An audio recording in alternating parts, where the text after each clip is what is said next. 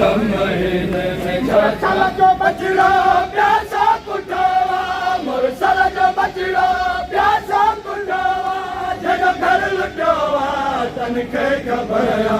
बारह महीने में चाचा दियो जगो घर लुटवा तनखे खबरया बारह महीने में चाचा दियो जगो घर लुटवा तनखे खबरया बारह में आजादी भी नहीं है वतनी मंदिर देखो कुछ करो पर इन्हें नहीं मोहम्मद मुस्तफा का पर गलत है तवज्जो खुशियों का आया मेला लगाया मर्दी तवाजे आजाद आया खुशियों का आया मेला लगाया मर्दी तवाजे आजाद आया पर पाको मर सरदा डर नवा पर पाको मर सरदा डर नवा जजो घर लुटवा तनखे खबरया बारह महीने में चाचा दियो जजो घर लुटवा तनखे खबरया बारह महीने में चाचा दियो जजो घर लुटवा तनखे खबरया मुरसल मदीने में ज़हरा के नसिया तुझो पाको बचड़ो करबल में कुसदो मुरसल मदीने में ज़हरा के नसिया तुझो पाको बचड़ो करबल में कुसदो तदहे का ज़हरा ना आराम क्यों तदहे का ज़हरा ना आराम क्यों जजो घर लुटवा तनखे खबरया बारह महीने में चाचा दियो जजो घर लुटवा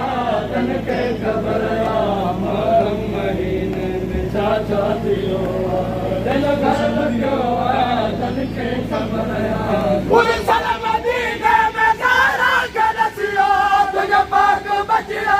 करबल में कुसदो मुरसल मदीने में ज़हरा के नसिया तुझो पाक बचड़ा करबल में कुसदो तदहे का ज़हरा ना आराम क्यों तदहे का ज़हरा ना आराम क्यों जजो घर लुटवा तनखे खबरया बारह महीने में चाचा दियो जजो घर लुटवा तनखे खबरया बारह महीने में चाचा दियो जजो घर लुटवा तनखे खबरया पूरा साल अपन चाचा दियो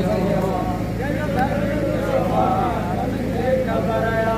पूरा साल पजती दिलदार आवा एक वेले आप न करबल भुलावा पूरा साल पजती दिलदार आवा एक वेले आप न करबल भुलावा हर एक सजन पे रोवदार आवा हर एक सजन पे रोवदार आवा जजो घर लुटवा तनखे खबरया बारह महीने में चाचा दियो जजो घर लुटवा तनखे खबरया बारह महीने में चाचा दियो जजो घर लुटवा तनखे खबरया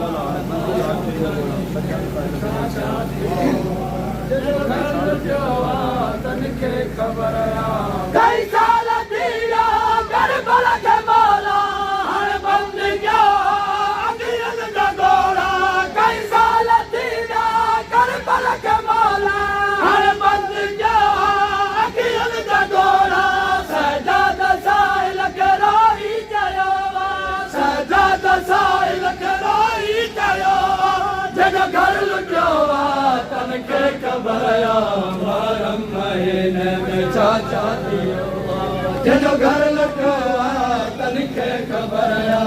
बारह महीने में चाचा दियो जजो घर लुटवा तनखे खबरया बारह महीने में चाचा दियो जजो घर लुटवा तनखे खबरया हिगड़ा बगे में एक साल गुजरियो थोड़ा साल सयदन ने घर में न मरियो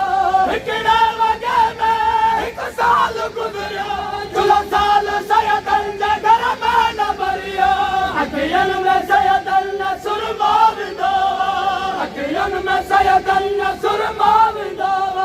जजो घर लुटवा तनखे खबर आया मोहरम महीने में चाचा थियो जनो घर लुटियो तन के खबर आया मोहरम महीने में चाचा थियो जनो घर लुटियो तन के खबर आया मोहरम महीने में चाचा थियो जनो घर लुटियो साथियों करबला में आने में फसाद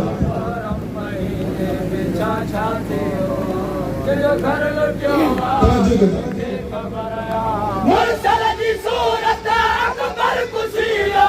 अब्बास कासिम असगर कुसिया मुरसल जी सूरत अकबर कुसिया